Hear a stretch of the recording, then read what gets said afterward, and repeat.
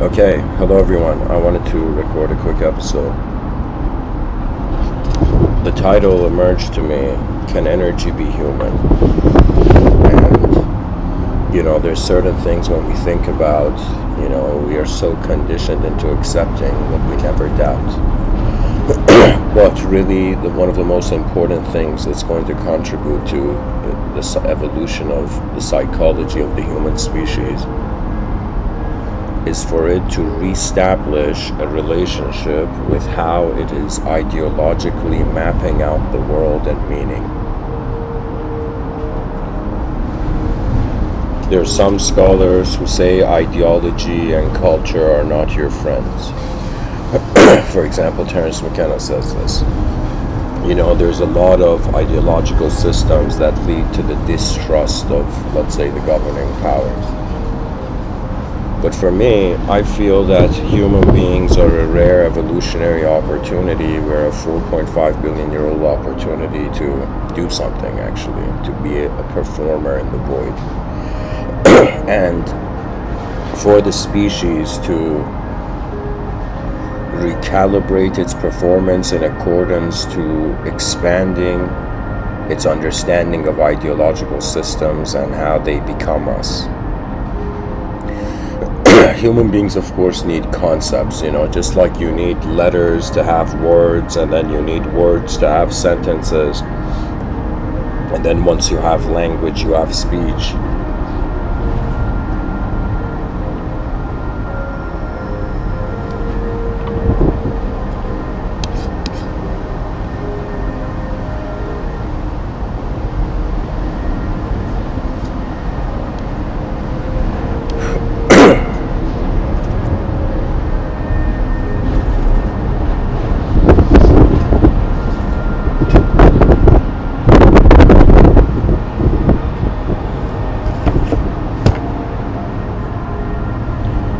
Guys, people can't see it, but I've brought these two giant books to put on the sides of my laptop to hopefully stop the sound of the wind.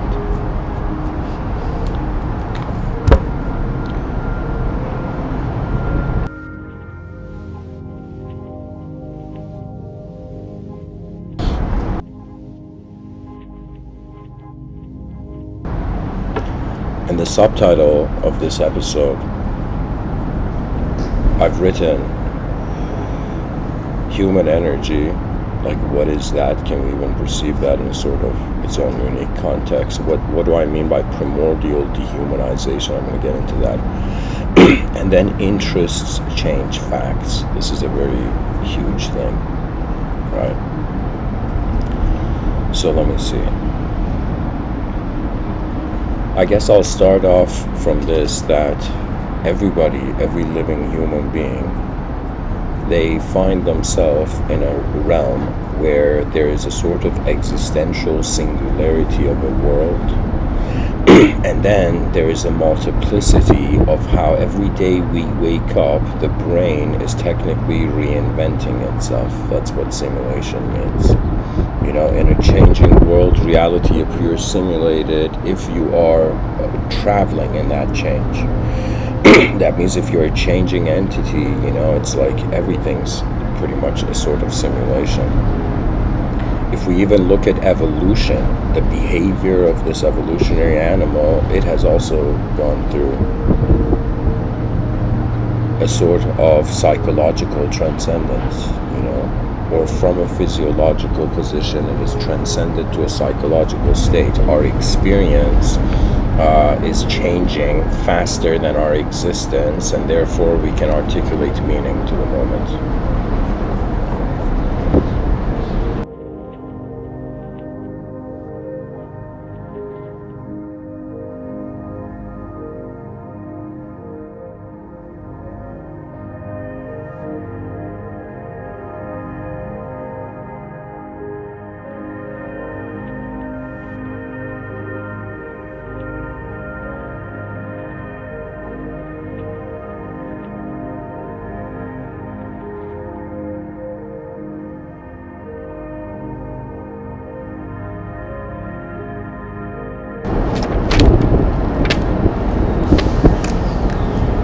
pretty much a simple way of saying it, what I'm trying to say is that human beings are considering that they are made of energy. I see people fighting against the concept of, let's say, God or truth and stuff like that. But I think everybody on the planet acknowledges that we're an energetic event. There's an energy to how we are being manifest. Now, how this energy is being coordinated, then we get into the discussions of, let's say, religious truth or secular truth. It's pretty much we're being something, and then what this being is doing, we're fighting over that. Like history has been fighting over that.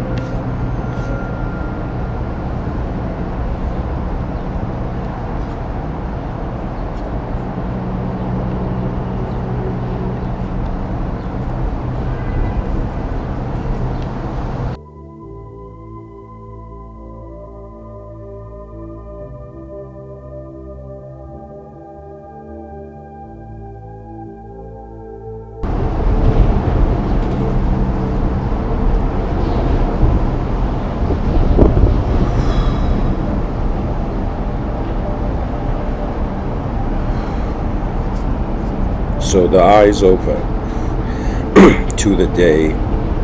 There's an existential consideration. Technically, it's like a part of life is a physical game.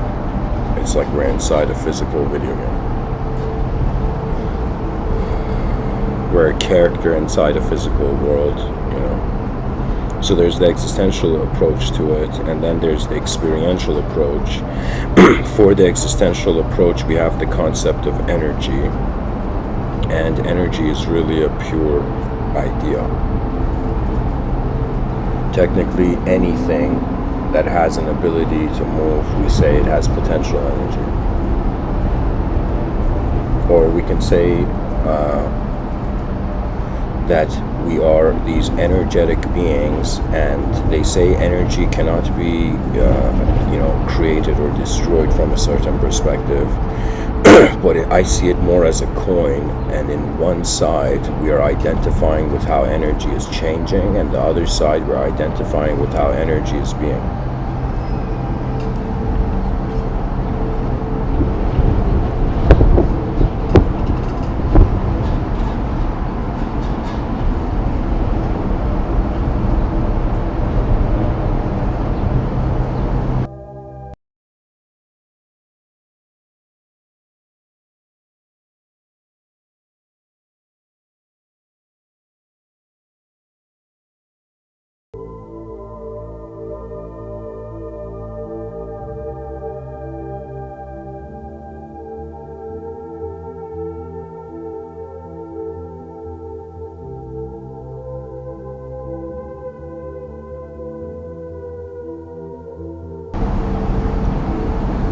So, just like we have two eyes that see the same, there's an existential dimension and an experiential dimension simultaneously taking place. The concept of energy relates to the existential approach. The concept of the human relates to the experiential approach.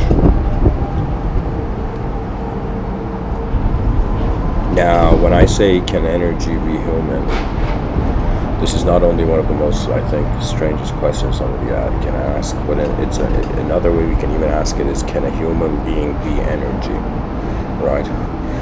And it's another way of saying, can an experiential event be equal to an existential event? We tend to only identify with experiential events that, let's say, are verified in their synchronization with an existential event. Some scholars talk about the approach to thinking being, in some sense, based on how much we know something. It starts from a real event, and then abstract events arise. Or if you were to look at the mysteries of the realm, or pretty much the great problem solvers in history, they saw a little part of the picture which was real, and then they used abstraction, theorization to, in some sense, wonder about how the whole system works. Pretty much what the human being is, this game we're in, It's one where we see a little bit of the cosmos and the rest is left to our imaginations poetically. And so the species has come to a point where it has to recategorize its meaning. We have to be like, okay, is imagination real? Is it unreal? We think it's like we're conditioned in 2022 to think that imagination is unreal, but everything we see that is man-made has been generated, has been produced from the furnace of imagination.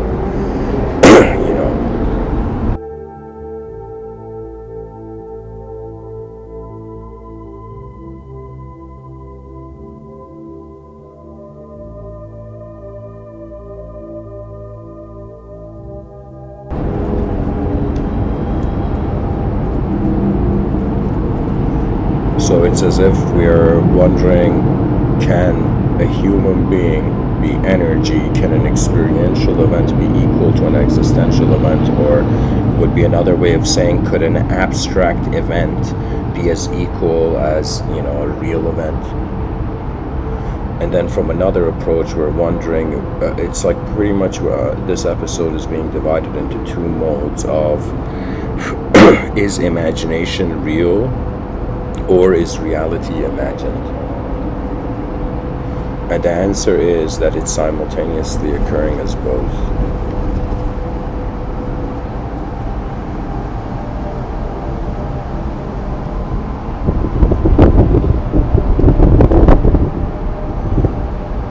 On some level, because we have an existential body, the purpose of life becomes physical engagement with the world, right? That means this plane of, let's say poetically, this place called Earth, it's designed to be interacted with as an individual to some degree, For me, when I realized, there was a sort of evolutionary adjustment, it's either the trees adjusted or the human being adjusted, most likely, to how, for example, an apple can fit the size of our palms, Or it's like, why can't we hold a watermelon in the palm of our hand? It's like, why are our palms not as big as watermelons or something, right? It was as if there was a sort of evolutionary movement. It was as if evolution is another way of saying an invisible force is playing a preference game,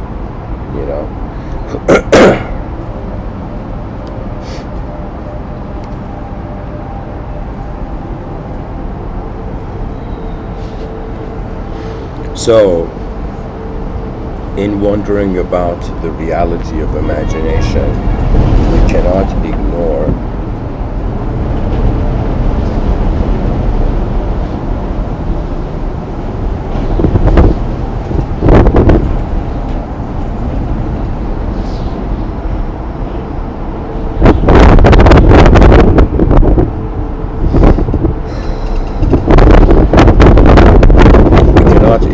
the role of the mind. We cannot ignore how the human mind is acting like an invisible force. Free will is acting on matter like an invisible force equivalent to gravity. Do you see? It's as if there's a gravity to phenomena, and so that's a source of movement, right? For example, an apple falling from a tree, but then it's as if a human being goes and picks up an apple, and technically they can drop the apple, and the apple fell from a tree through a different maneuverance of a different force.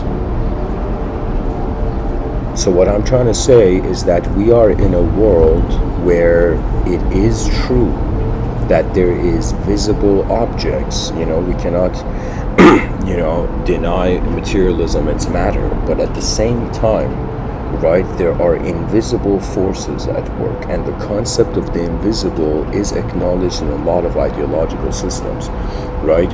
In religion, it is if somebody goes and asks about the soul from a monotheistic religious tradition, it's like the proper answer is the soul is the secret of God, It's something hidden. It's like the knowledge of the soul is hidden to man. It's another way of saying man's mind, has a different purpose than just, reverse engineering its design.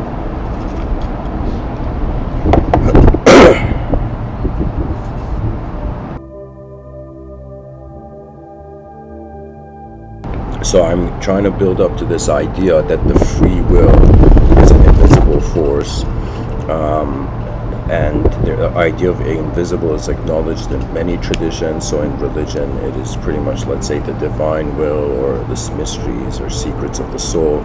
I would say from a secular scientific perspective, it is just like, forces that we don't identify them in regards to their shape, or it would be another way of saying that there's an unobservable universe, and the human perception, which is seeking its empirical truths, it's limited to a frequency. It's as if, the eyes that you're given suggest what slice of the cake of reality you see, really, right? So what I'm trying to say in whether it's secular, whether you're a materialist, you're an immaterialist, if you're an immaterialist, you are technically the invisible moving the visible.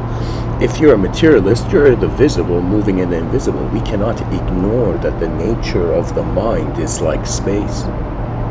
Right? This is something that no teacher really can teach, because they're like, what am I going to tell these kids? Like, their mind is space, but in actuality, that is the case.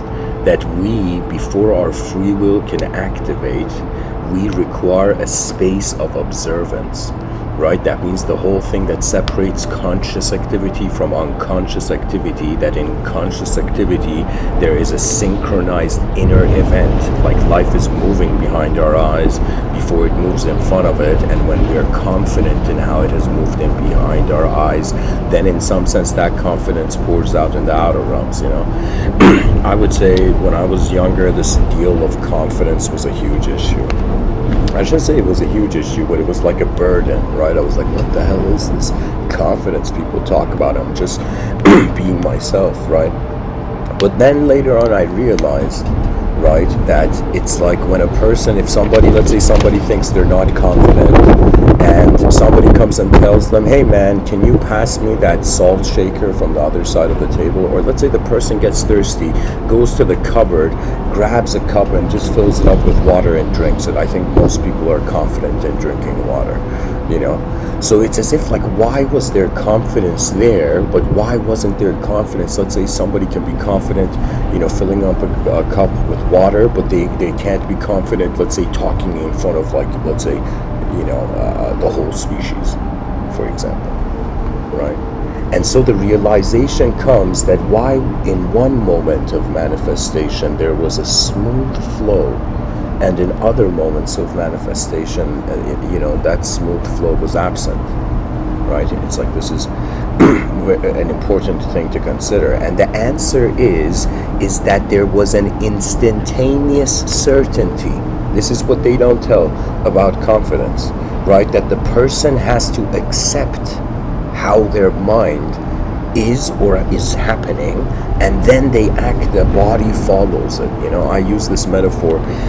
I don't have kids, but if I did, I would teach them. If somebody was like, Mr. Within, how would you teach your kids, like, metaphysics and spirituality and all this stuff? I'd be like, first of all, I'd tell them to be observant of language.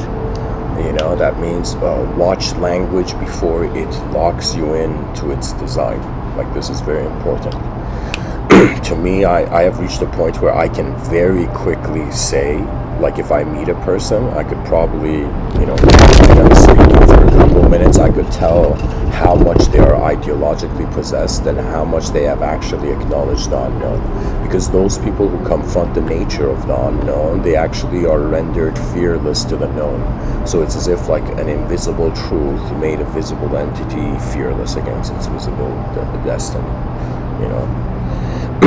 So the notion is that, let's say, I'll go back to the example, person, drinks a cup of water, full confidence. It's like, yo, man, I didn't doubt myself when I was, chugging that, room temperature water,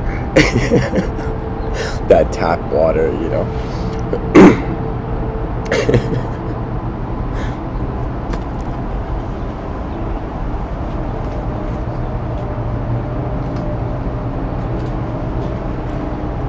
And so if a person has the instantaneous certainty, reality has no choice other than to happen, because where else, how else will that energy manifest? right? It's like we think we're in one world and there's multiple dimensions to the individual, but it could be that the world is multidimensional and we're being just one sort of conscious orb of movement, or this invisible conscious wind, right? If somebody says, like right now here, I'll be one of those people. I'll say that out. Whoever's listening to me right now, I want you to, in the comment section, write if your mind is invisible or not. Whoever's listening to me, can you hold your mind in your hand? Can you put your mind on a table? Can you kick your mind like a soccer ball? It's as if like, no, the mind is not an object, it's an invisible presence. Or it is invisibility is a quality of an inconceivable present. That's more accurate.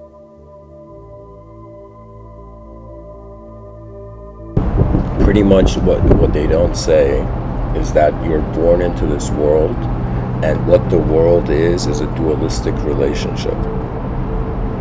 What evolutionary human survival is a dualistic relationship stemming from the most, let's say, initial cells. That means, imagine before there was an evolutionary creature, there was like cells, right? And the cells, pretty much the sun would come up and the cells would be like, oh yeah, something's happening, and then the darkness would come and there would be a sort of on and off switch to the psyche, where fear and love began becoming, like, fear and love is like cosmological duality. Pretty much it's another way of saying the structure, the design of the cosmos shaped our potential. That means, imagine right now the gravity on our planet was like reduced by 20%. Do you know how much psychological happiness would come to people? Also, the justice system would need to update, but I'm saying just the fact that we can in some sense just be released from the pressures of the day. I honestly feel a reason human beings get tired is because of gravity. It's like it's too much gravity. I don't know if now is the time in 2022 to be that guy who complained about gravity. I think people are going to be like, Mr. Within, go live in a space station, man. Like, what do you... And I think I would be like probably like one of those people who could stay in a space station for a long time,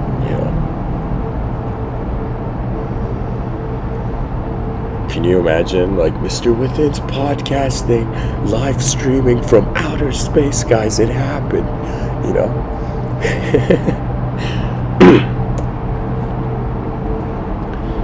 Imagine, guys, the first historic words ever, spoken by the first child who stepped on Mars, and it's like, I want to go home.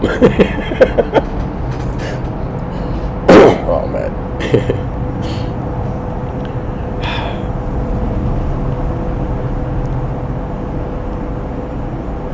Anyways, there is a sort of invisible confidence into how the visible moves, an invisible certainty. For me, giving this podcast, it started like that. And I would say an invisible certainty is like an acceptable feeling, right? There are people who wake up in the morning and they have this attitude that all of life should be controlled. Just the effort of the human civilization is control, right? People talk about freedom, but our freedom is controlled in disguise. Like if we did a survey of everybody's, most, let's say, materialistically oriented people's vision of freedom, it would be able to control their lives, right? And the way nature's designed, it's kind of like reminding us, hey, human being, you get to control like a percentage of your, like, that's love the world, we call that the free will, but it's like nature's will, or if you're religious, the divine will.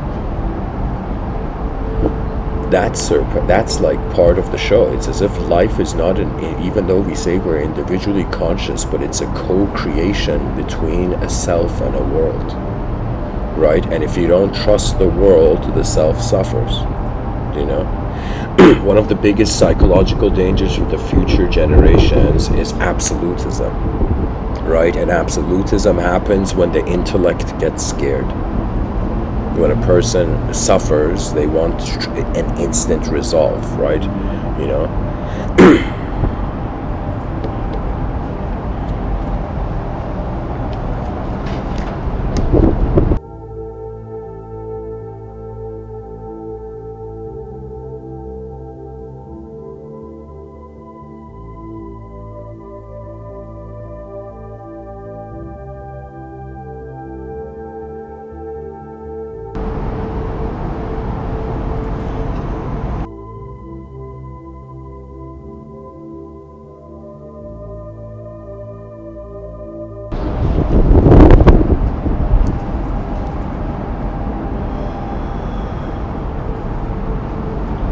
The intellect is actually the context of the psyche for the intellect is fear. You know, this is why you can say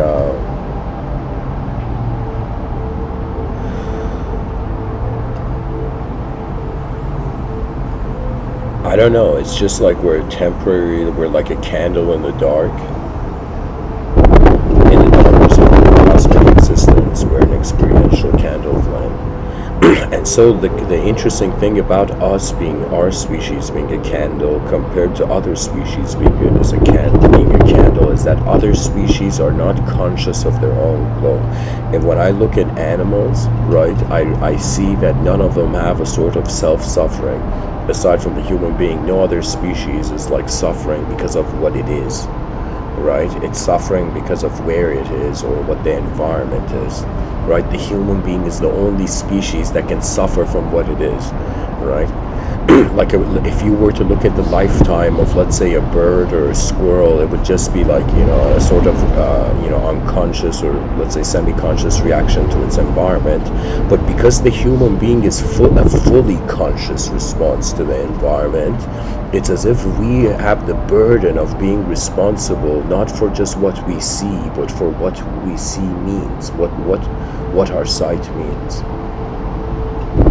Right? This is something that's very crucial because a lot of people don't want to be responsible for their sight, because I will tell you, at the end of the day, we're emotional creatures. I realized this when I had sales job for some time. I just began to realize people, like, let's say, I'll use a different example than my own. Let's say you were, what do you call it?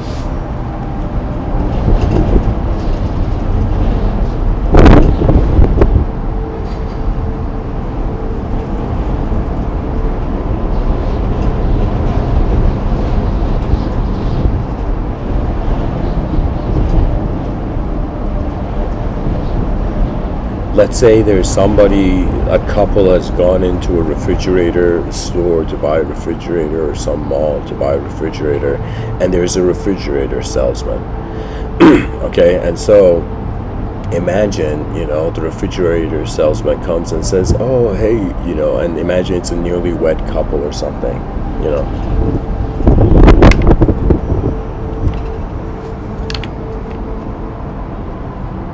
The refrigerator salesman is going to be, in some sense, like, hey, here, I'll create a story out of this.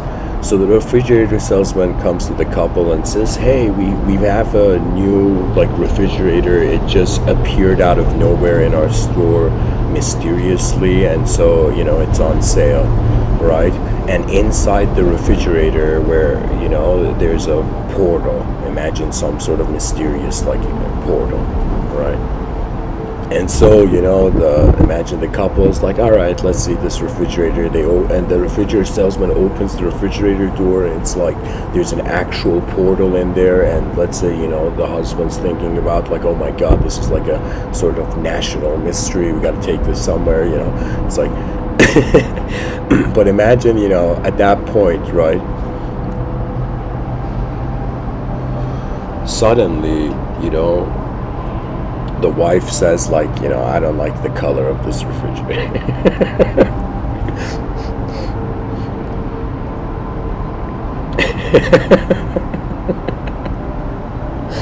What I'm trying to say is, like, the salesman can say any rational thing. It could be the best product ever, right? But the decision of the customer is emotional ultimately, because we're emotional beings. Like, we survived out of the jungle, so physically we have contentment, and then after we have let's say a sort of ideological, contexted, subjective contentment with who we are, then it's emotions left. Pretty much it's like you are in a world and you are something in this world, and this something's relationship with the world is what the role of the mind is. Another way to talk about the mind is that it's the bridge of the world and the self.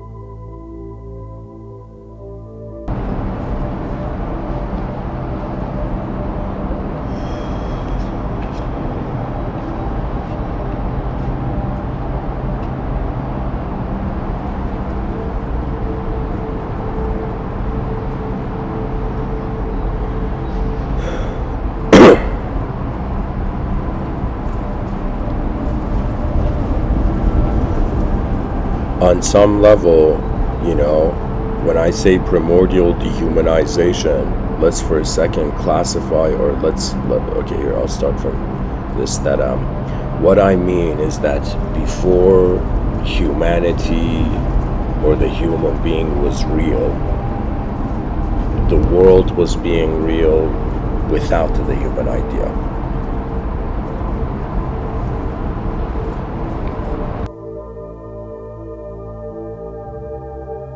They don't say this in the educational system, but one of the most important things when it comes to knowledge is humility.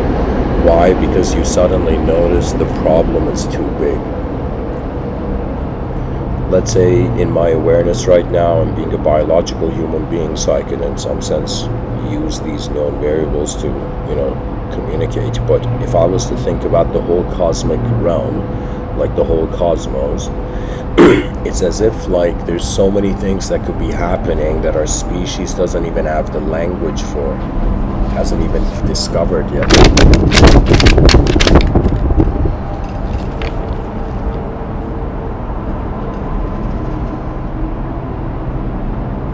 And may the winds of evolution inspire, the writers of the advanced humanity. The coolest thing about life is that it was just a physical game, and we leveled up, and now it's a psychological game. So from a visible game, now it's an invisible game. And the evolution of the visible and the invisible is the simultaneity of noticing them at the same time. So I'm saying pretty much I can bring in this model that there's 4 ways to look at reality, where we're like energy is nothing. Like the energy is like a hoax. Like we could have this view that it's like everything is actually hollow when it comes to reality.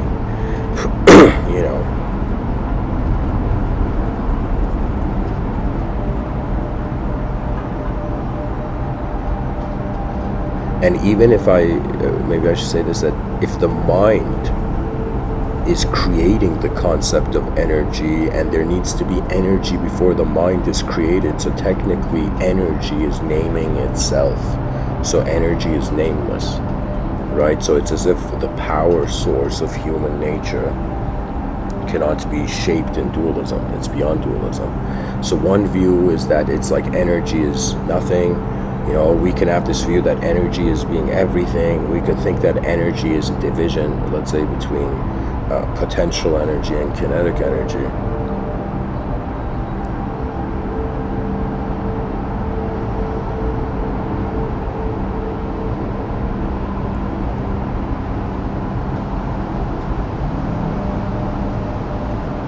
This is something that modern scientists, I don't see them appreciating philosophers, but the philosophy of science requires an evolution, because there is is a paradoxical nature to perception, where on some level we're saying energy can't be created or destroyed, but we talk about, potential and kinetic energy. It's like the scientific view requires, adjustment contextually.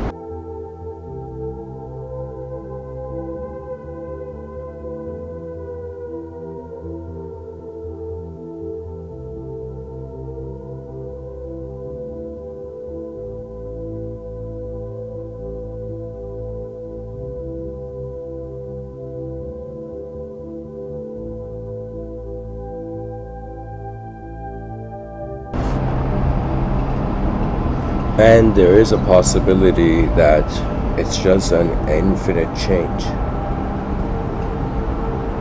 That means this whole time we have been, viewers of change. But when we identify who we think we're changing in the change, but we're actually being the whole change from the beginning.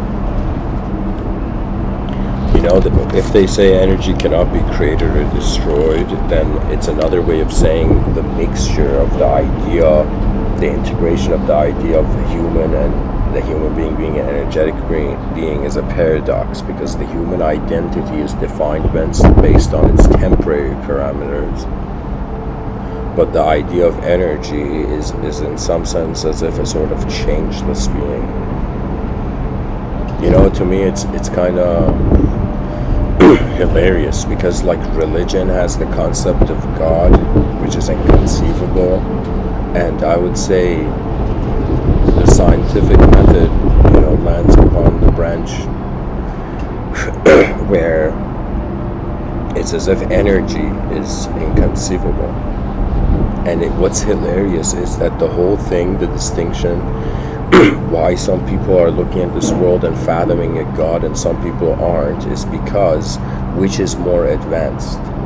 You just see an empty world, or you've seen an empty world. There's a human being that has emerged, and so now for the first time the human archetype can be applied to, in some sense, the whole macrocosm. To me, I sometimes think that the inspiration for religious thought, perhaps maybe it grew from this perception where the person's like, where do people come from? Oh yeah, they come from people. Where does the world come from? Maybe the world also came from people, right?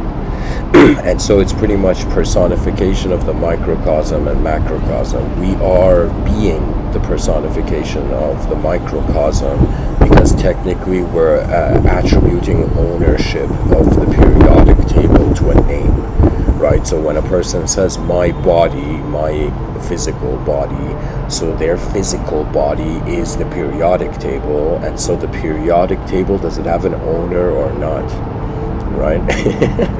It's like, am I owning, a percentage of the periodic table right now? By just being?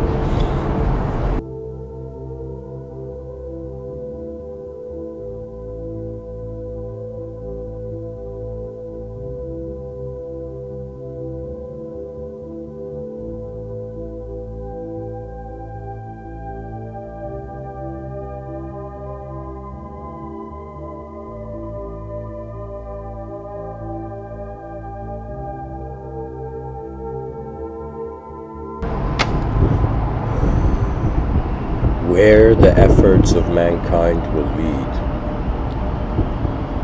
is that a multidimensional world is inevitable. We're pretty much, the species noticed emptiness. It's like, all right, what do we do with the void? We noticed singular existence, and now we're experiencing dualistic movement of singular existence in the void. The only thing left is for us to become multidimensional beyond time. It's like, this is something maybe I can properly, craft it through language, but I would tell you it's like nothing evolved into a world. The world evolved into a creature, into a ape, let's say, or an evolutionary chimp. And the ape evolved into a human being, and the human being will evolve beyond time. I am that person in history saying that for our visible life is a sort of realization of the void, and our invisible life is a realization of infinity. That means this whole time, just like a coin, we have been, the only way we have known we're temporary is through the context of eternity. You see, it's as if there was no time, and then somehow time became part of the picture. And what is time but it is the change of space, you know?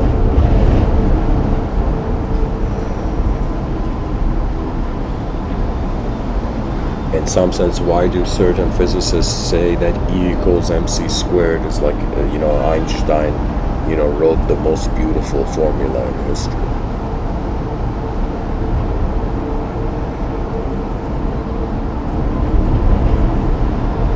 It's like there is a mass in space. And based on our relationship with light,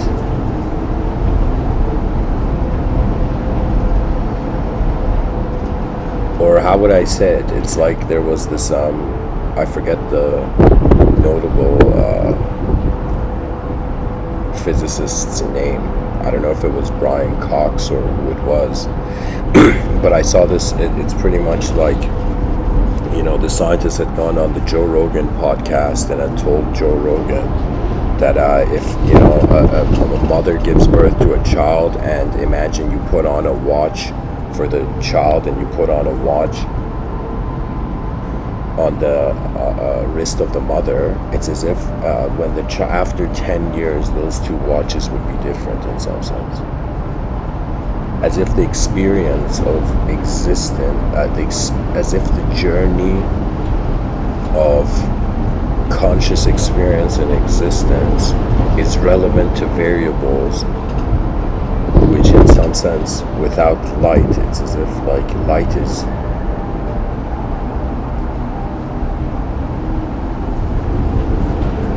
it's like you see something, there is the speed of the light.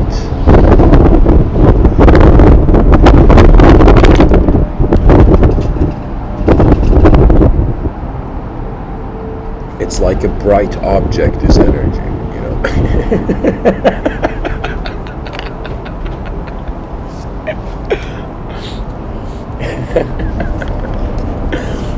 Let me find a better way to explain this.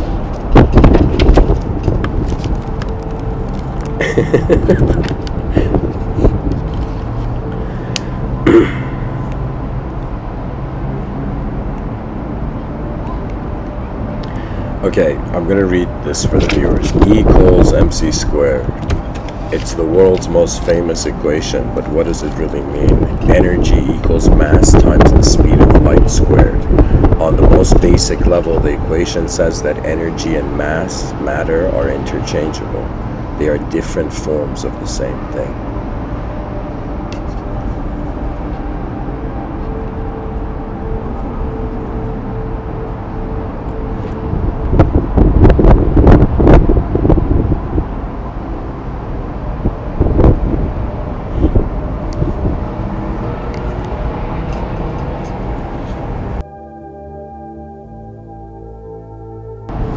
There's an example shared here where somebody is saying, how is EMC squared used in everyday life?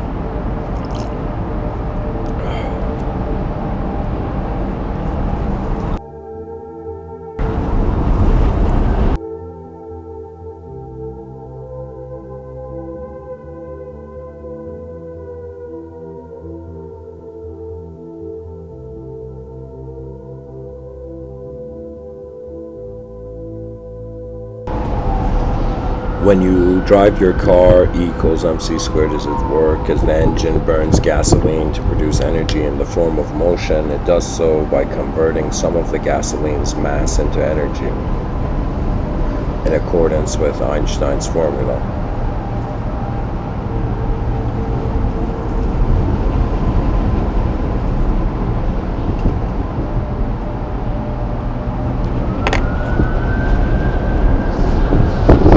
And so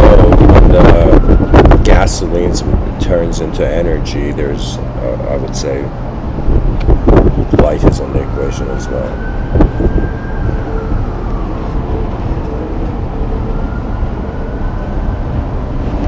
Anyways, my point was that E equals MC squared is beautiful, okay? That's what I'm...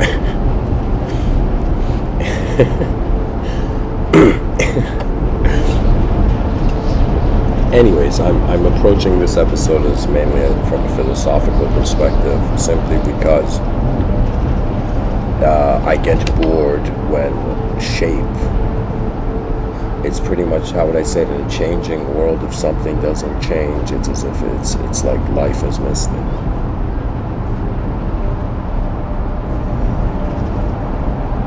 And I would say a lot of people may have this view that they need to change their lives, but they need to change. It's pretty much, you can't change, you can become conscious of it, though. It's honestly like this whole stuff with you see in the New Age community talking about the law of attraction and all this. It's pretty much like a like a captain of a boat, captain of a ship, and your beliefs on the moment, or your instantaneous certainty is like, what do you call it, how the captain has already moved the rudder and set the sails, and so like the change automates in accordance to how the wind moves the ship in the unknown.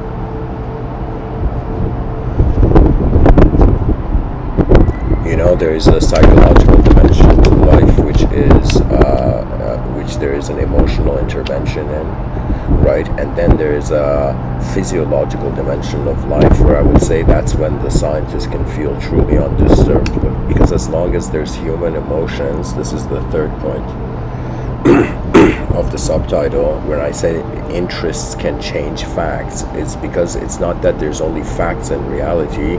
It's like, what are facts used for? What are facts firewood for? Or fuel for, right? In other words, it's another way of saying, what do human beings do after they have found the truth? They either accept it or they use it to see what else there is, right? Just like sticks and stones made fire based on how the primitive man used it. It's not so different nowadays. It's like pretty much sticks and stones have turned into ideas. We're literally, it's like, let's say the most advanced philosophers and people in academia, they're still like cavemen in front of a fire, just like slamming ideas to one another to create a great flame,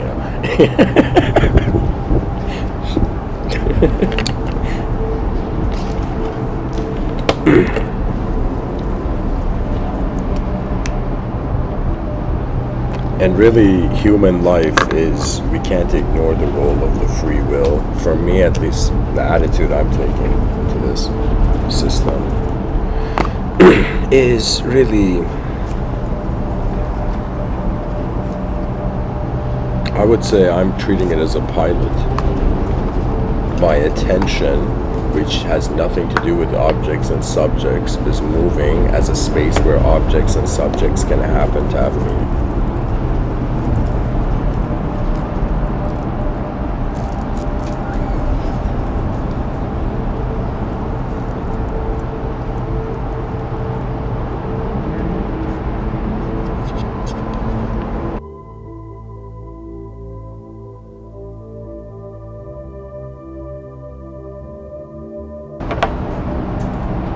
There's a story of this enlightened woman, and this enlightened lady is walking in this stream, and she finds, this is a story back in the day, and she finds this giant ruby.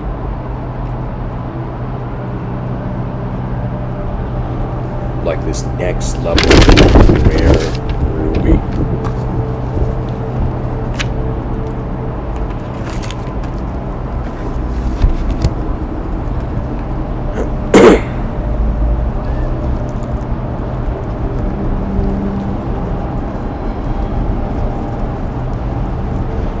As she's walking just through the stream, as if it's kind of, a next level sidewalk,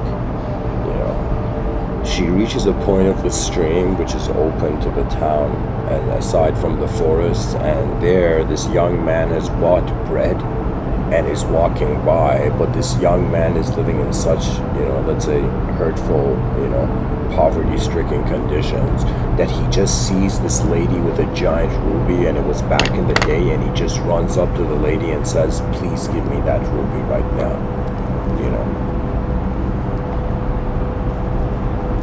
And so this enlightened yogini sees this kid, and she just smiles, internally laughs and gives the kid the ruby and continues on her blissful walk in the stream.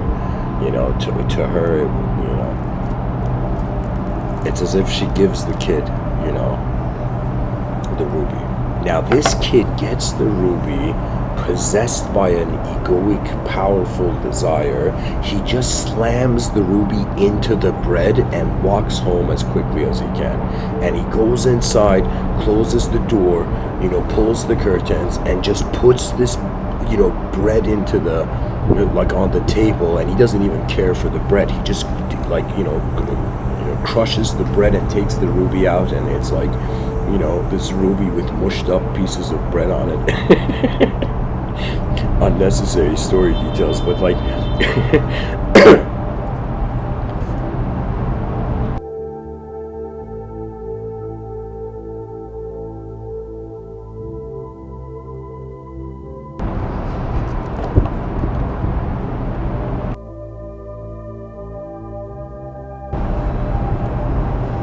pretty much.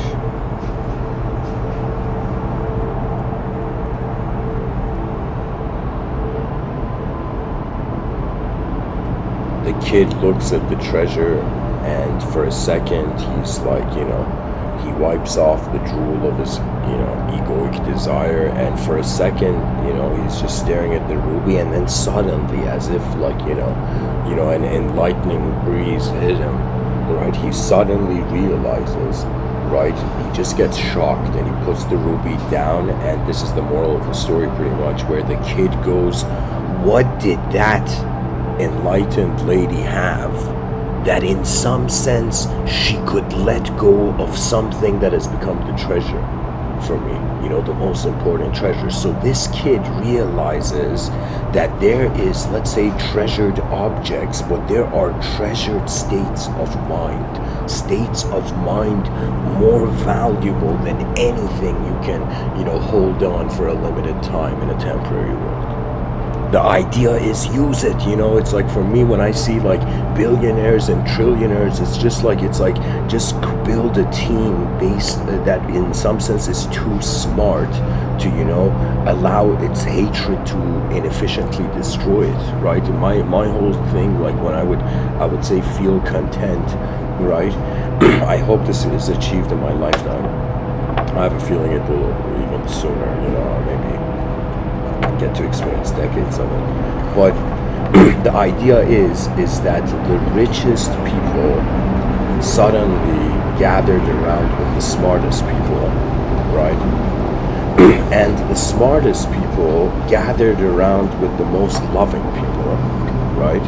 And this next level team was made where we realized there is just like a chess game, and the human species is playing against, chess against time and the void and the unknown. So in some sense, it's as if with a few brilliant chess moves, with a few brilliant restructuring of the context of the system of civilization 1.0 we're living in, I am telling you something incredible will happen, because the idea is that if mankind truly wants to be advanced, he requires the most advanced freedom.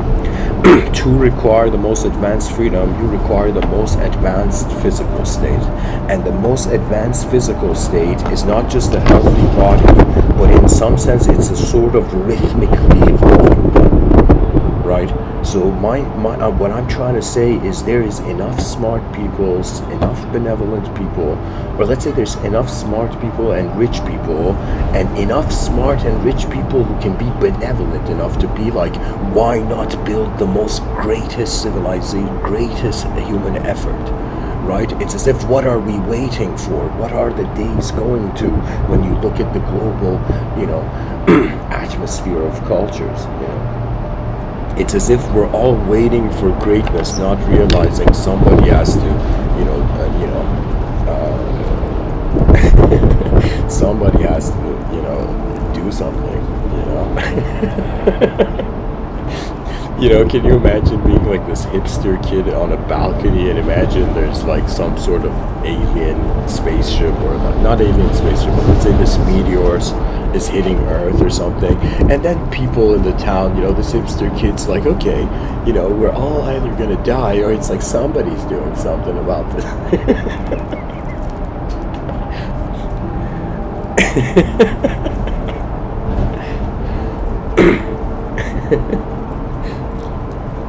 Oh man, it's incredible, it's like sometimes, it's a privilege, to be an honest fool in a dishonest world. It's a tough privilege, but my idea is that there's efficiency as possible, and that is enough for it to exist. The mind has served in accordance to just projecting the better. It's like, why do we have minds? So we can notice more about how we move bodies. And life is magnificent. If you take, if you saw culture, like if we saw it like Photoshop, and culture was a layer, and you took the culture which was contexted into dualistic ethnocentrism, and for a second we brought forth the idea of, in some sense, the universal human being. Let's say, let's call it, sapien universal or something.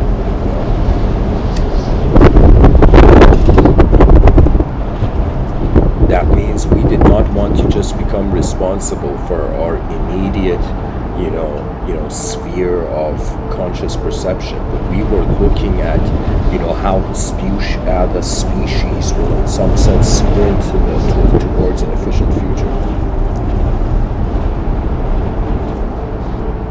I am telling you, when our species realizes it can happen in a better way, it's like evolution is like it no longer needs to be outer, right? Pretty much the internet has done something bizarre, it has connected our attentions. As if like throughout the day, millions of people can suddenly notice something out of nowhere,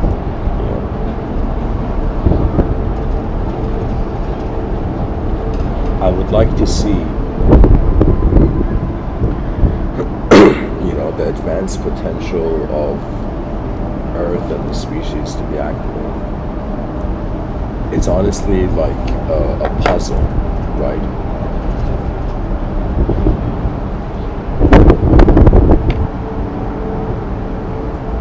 We're living inside a puzzle, guys.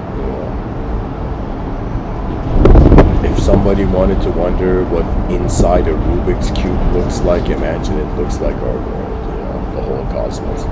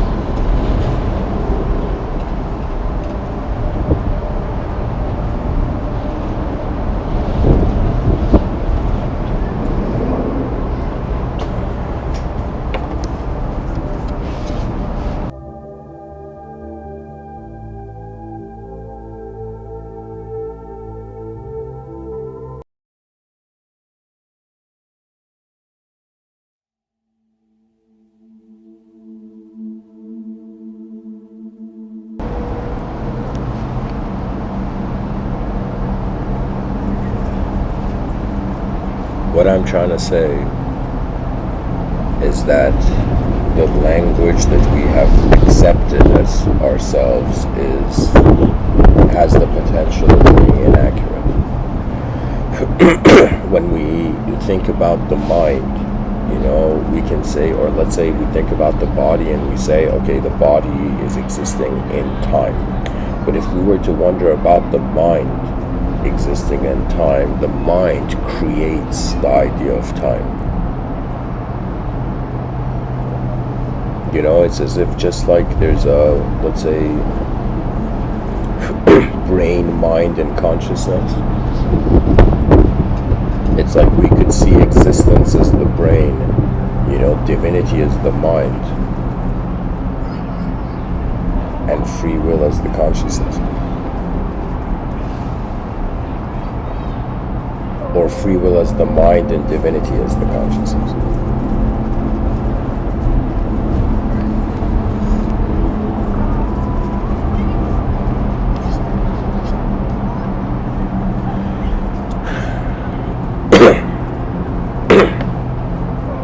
From dehumanized states of the world, we have come to a humanized state of man. If we wanted to categorize, let's say there was like how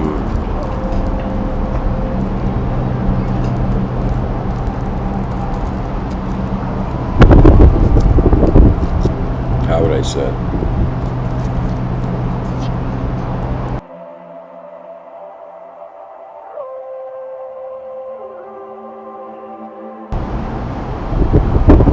Pretty much I wanted to say if there was a superior dimension of intelligence watching the human being, we would appear as human energy to it. That means to in some sense, the potential or possible interdimensional beings, we are like, the energy of a certain dimension.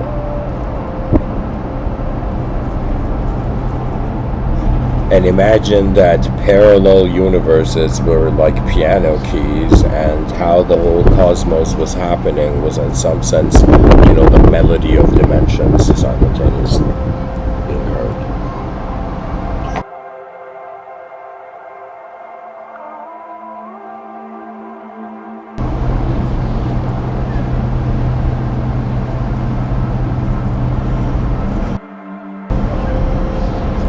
And I've reached the end of this talk, so I'll turn off the music and see what final words I can say. I mean, can energy be human? Technically, it's like energy in its own ignorance of its whole universality, or how it's happening, how everything's happening at once. It's like what a human being is a named, corner of the universe. I have certain moments where I have entertained myself through humanized archetypes, but there has been moments, and I would say this is where my own personal, let's say, metaphysics and spirituality go towards, where there's a lot of geometry. I have experienced states where I have felt that I've been a pure geometrical being. And when I say a pure geometrical being, that means if you, let's say, use a sentence to explain a moment, and that's one way of understanding it. It's like you can understand a moment in accordance to how everything is just shape moving. And if we can, for one moment, just, pause our emotions and just look at, existence, and pause its subjective, reaction into being a thought.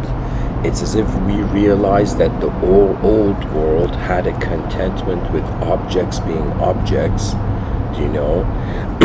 or how can I tell you, had a contentment with an object being a subject by not even wondering about the inner realms too much. Or, let me rephrase.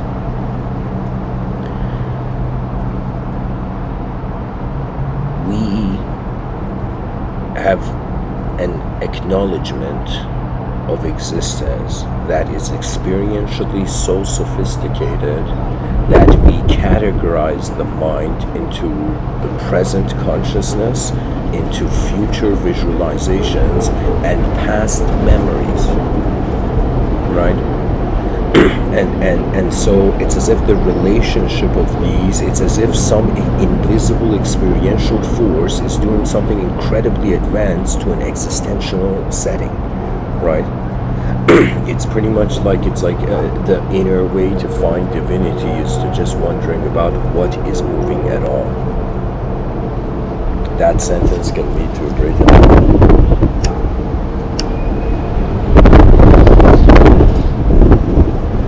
And just for the species to consider, pretty much whoever you are, when you go about your day, you could try this out and try to pinpoint how many things are happening as real events and how much of it is an abstract event. Pretty much I have made this claim in previous talks, I've talked about it, that one of the biggest things that's going to speed up or advance civilization towards an advanced civilization is an ability to discriminate between what I term the inner realms and outer realms. Anybody can do this.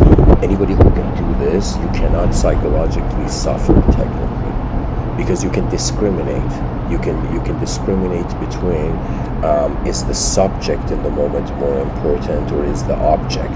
For some people who become, let's say extreme idealists, right? Or a word I would use is absolutist. They are people who they have allowed a subject and technically a memory to replace their free will. Because the nature of the free will is that it's a relationship between the known and the unknown, right? It's as if like a religious person claiming any truth is like acting like God. This is the bizarre thing I would say about religion, that if you want to say it's true, it's like, are you acting like God's a partner to God? Are you saying that you're equal enough to be like God, right? So that's the challenge. It's like, this is why I think the humility component needs to be known more in religious tradition, And what humility means is that your eyes have opened to the presence of an unknown force. And because of our fear of unknown, we allow ourselves as a species to become ideologically possessed, or become language worshippers, That means they don't say this, but the true state, or this might be a bold claim, but the smartest, to me at least, what makes sense, the smartest state of mind is not a mind that has subjectively accepted the limits of the world. It's as if like, it's like they should call this acting like God problem, the acting like God problem in human psychology, right? There's this view where Friedrich Nietzsche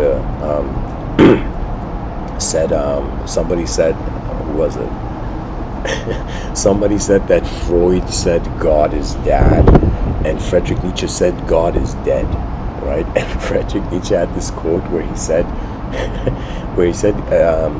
God is dead, and it was man who killed him.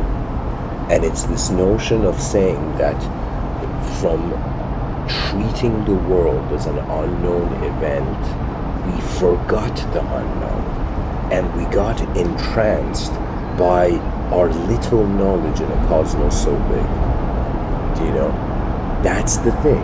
Right now, I would say there is a sort of psychological thing happening on the planet where it's as if how free people seek freedom, right? But how free can a person be from their own thoughts, from their own ideas, from their own beliefs, right? It's as if a person sought ultimate freedom, right, but also wanted that freedom to be truth. If the truth is based on language, how could it be an ultimate freedom? Do you see? It's as if the concept of the ultimate pointing to all dimensions of life. So if you're a religious person hearing me right now, it would be like saying, did God create you to only just look at life in a certain way, or did God create you to appreciate all the dimensions of his creation, right? right? There's a multidimensionality to existence. It's kind of bizarre, right? Because the monotheistic tradition, I would say from a philosophical lens, it's kind of saying like God is this oneness of truth of the world, but everything in the world is dual. And to me, this is a from a theological lens now I'm talking, where I would say I think duality is a concept of original sin. It's another way of saying, like the ancients were trying to, ancient eyes were trying to, in some sense, keep alive for the future, how it has been a relationship from a sort of pure state into an impure duality. Okay?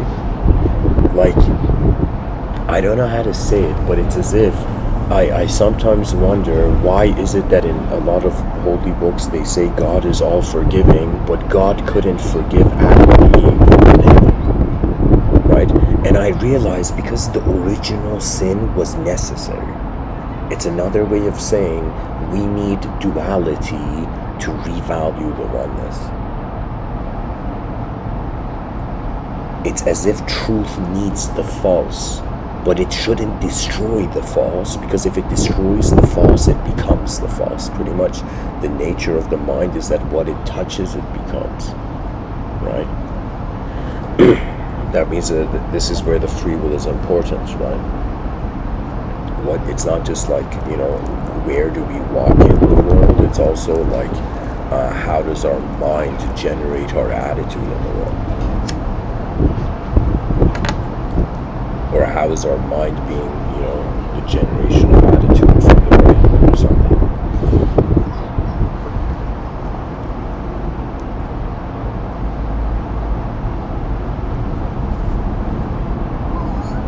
If somebody says, Mr. Within, do you have an agenda behind these talks? I would say it's so hilarious the time that we're living in, where the species' emotional significance is so on the inner realms than the outer realms, that on some level there is nothing to control. Do you know what I'm saying? Like it's as if like I would say it this way. For me, the only agenda I have, I stated very boldly, and it's pretty much called Project Civilization 2.0. And it's the strategy I have. I'm pretty much some dude talking about advanced civilizations as a side hobby, and he's like, okay, at least I gotta, try, what I see before I die. You know what I mean? So I have, my agenda is to try to build an advanced civilization, right? But when I say an advanced civilization, I'm using it in such an interesting way. Let me tell you why. Because advanced in all dimensions. It doesn't matter if it's just chaotic or order, in all dimensions. That means if you were a loving person, an advanced civilization would be wondering what would the most advanced loving state be, right? It's pretty much, I'm saying, we wonder about the advanced, we free ourselves from the limited knowledge of the past into an unknown present. From the unknown present, there's a neutrality. From that neutrality, we reset our strategy to life. Because every person's agenda to life is first survival, but then it goes to a psychological domain. Right, so from physical survival, we're like, okay, we've existed as objects, what now? And we're like, okay, we have lives, we have we have subjective storylines of our significance and meaning, right? And so like that's happening. Now I'm like, what else? And what I have realized is pretty much the species is shifting from the Buddhic archetype to the Bodhisattvic archetype. There is nobody, on the corner of the world. So many people, let me tell you what I mean by that. Like, so many people say they love the world, but I am convinced they only love their presence. Because to love the world means we have to go beyond the idea of ourselves. And how many people do we know that can easily go beyond the idea of themselves, right? Most people are just occupied in its game, you know. It's like there's an ancient term called Leela, Leela.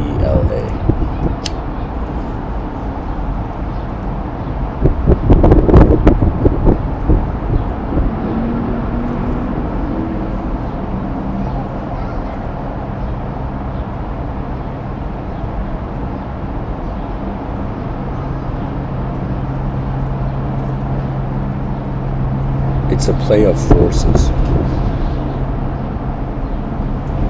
Just like the wind blows the leaves, you know. The forces of the universe provide a scenario. And conscious response, rather than unconscious emotional reaction, will allow the species to wonder again. Right, we're living at a point where the educational system finds it more important to, in some sense, you know, it's like this might be a bit bizarre, but I feel the educational system is treating people like pigs, right? And it's like the pig food is like the past perspectives only. This is a bad metaphor. Okay, it's like here, I'll speak more on it. Yeah. Oh man.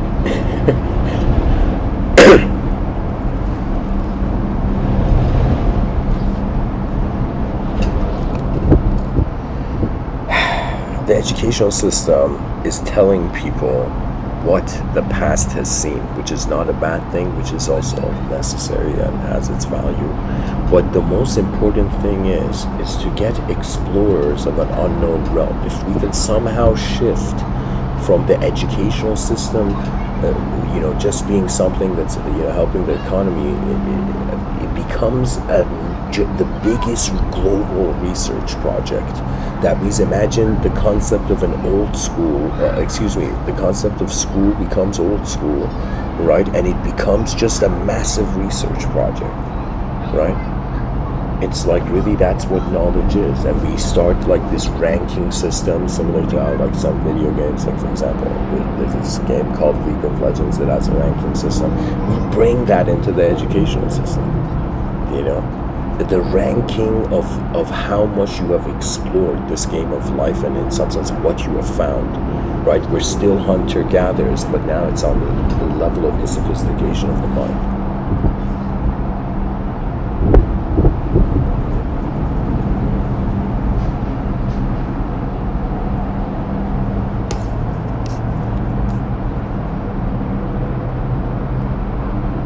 You know, Ludwig Wittgenstein says the limits of my language are the limits of my world, and a person has to be like, okay, then if the world is limited by language, how do we expand it?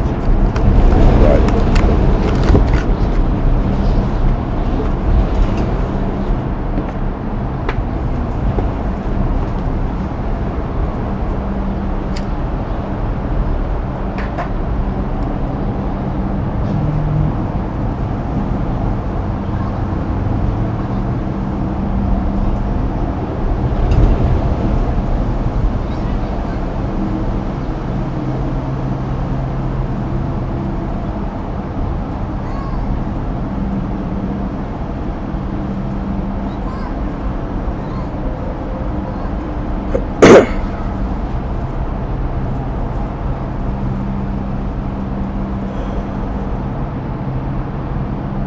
I guess I'll conclude with this, that what I find all human beings are seeking deep down is, first, if they're not in control of their self, they're going to seek to experience control. But if they've experienced control of themselves, they're going to seek to experience, you know, they're going to want to experience how the world is controlling them.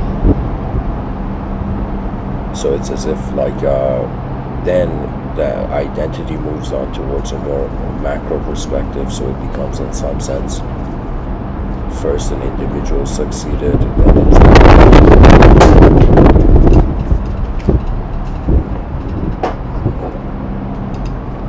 and gravity can testify.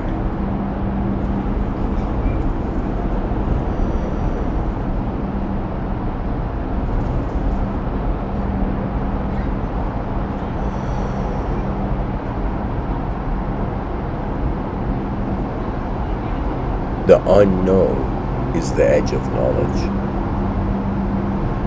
And when this becomes accepted, the greatest, I would say, revolution of the mind happens on the planet, where the whole species is like, no way, we're still living in a language bubble. The direct experiential exploration is more than ever necessary.